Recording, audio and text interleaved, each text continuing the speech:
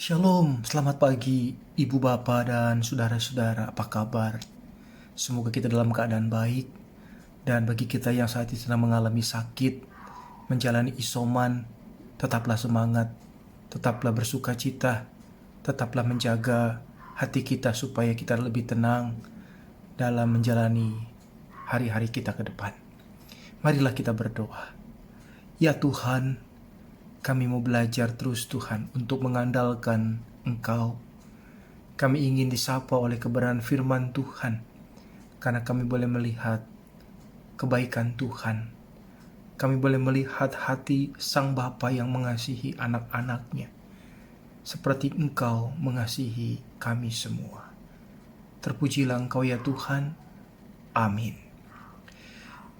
Saudara-saudara, seringkali kita mendengar, membaca, dan juga mengetahui satu kisah perumpamaan yang sangat terkenal yang ditulis dalam Injil Lukas 15 ayat 11 sampai 32. Lukas 15 ayat 11 hingga 32, kisah perumpamaan tentang anak yang hilang. Kisah ini diberikan oleh Tuhan Yesus untuk menggambarkan suasana hati Bapa dalam menanti anaknya. Dalam perumpamaan ini ada seorang anak bungsu yang meminta bagian warisannya dan segera mempergunakan itu untuk bertualang ke negeri yang jauh meninggalkan ayahnya. Sepintas hidupnya terasa luar biasa indah. Ia menghabiskan semuanya untuk berfoya-foya. Lalu dalam waktu singkat ia pun melarat, jatuh miskin, bahkan harus mulai makan ampas sisa makanan babi untuk bertahan hidup. Ironis, ia pun menyadari kesalahannya dan berpikir untuk kembali. Tidak apa-apa jika harus dihukum dan tidak lagi mendapat hak sebagai anak, karena ia tahu bahwa kesalahan berasal dari dirinya sendiri. Lalu ia pulang, ia kembali. Mungkin perasaannya berkecamuk antara penyesalan dan takut. Takut bahwa tidak ada tempat yang lebih baik lagi selain berada di rumah ayahnya. Tapi juga takut, jangan-jangan ayahnya marah dan mengusir dia.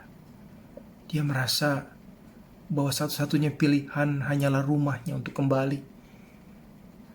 There is no place like home. Tidak ada tempat seperti rumah. Itu mungkin yang kemudian ia sadari. Lantas apa yang terjadi? Yesus berkata, ketika ia masih jauh, ayahnya telah melihatnya, lalu tergeraklah hatinya oleh belas kasihan. Ayahnya itu berlari mendapatkan dia, lalu merangkul dan mencium dia. Ia tidak dihukum, bahkan diomeli pun tidak. Sang ayah justru berlari merangkul dan menciumnya sebelum ia sampai di gerbang rumahnya. Kasih dan sukacita sang ayah ternyata tidak berhenti sampai di situ. Dia segera memberikan jubah yang terbaik, cincin, sepatu, dan menyembelih anak sapi tambun untuk menyambut kembali si anak dengan penuh sukacita. Betapa besar sukacita sang ayah karena anaknya yang hilang telah kembali. Dia berkata, kita patut bersukacita dan bergembira karena adikmu telah mati dan menjadi hidup kembali. Ia telah hilang dan didapat kembali. Itulah suasana hati Bapa menyambut kepulangan anak-anaknya. Saudara-saudara, dosa-dosa yang kita lakukan, pelanggaran-pelanggaran yang kita perbuat, pembangkangan yang seringkali membawa kita kepada kebinasaan. Ternyata kita boleh melihat kisah ini, bagaimana Allah menunjukkan kasih-Nya kepada kita. Oleh karena Kristus telah mati untuk kita ketika kita masih berdosa. Roma 5 ayat 8. Artinya kedatangan Kristus ke dunia ini justru untuk mencegah kita semua masuk ke dalam kematian kekal dan memberikan kita semua jalan untuk memperoleh keselamatan. Tuhan Yesus berkata, aku datang bukan memanggil orang benar, melainkan orang berdosa. Mengapa? Karena Yesus datang untuk menyelamatkan yang hilang.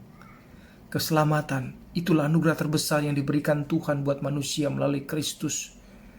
Tuhan rindu menantikan kita semua untuk kembali kepadanya. Tidak peduli apa yang telah kita lakukan, sejauh mana kita sudah tersesat, Dia akan selalu siap menyambut kita dengan tangan terbuka. biarlah pagi hari ini kita boleh diingatkan akan kasih Bapa kepada anak-anaknya. Amin. Ya Allah yang boleh kami panggil Bapa, kami bersyukur mempunyai Allah seperti-Mu. Karena Engkau begitu mengasihi kami. Dosa-dosa kami tidak Engkau perhitungkan, karena Engkau tetap memanggil kami anak-anak-Mu. Terima kasih Tuhan. Amin. Selamat pagi Bapak Ibu, selamat beraktivitas.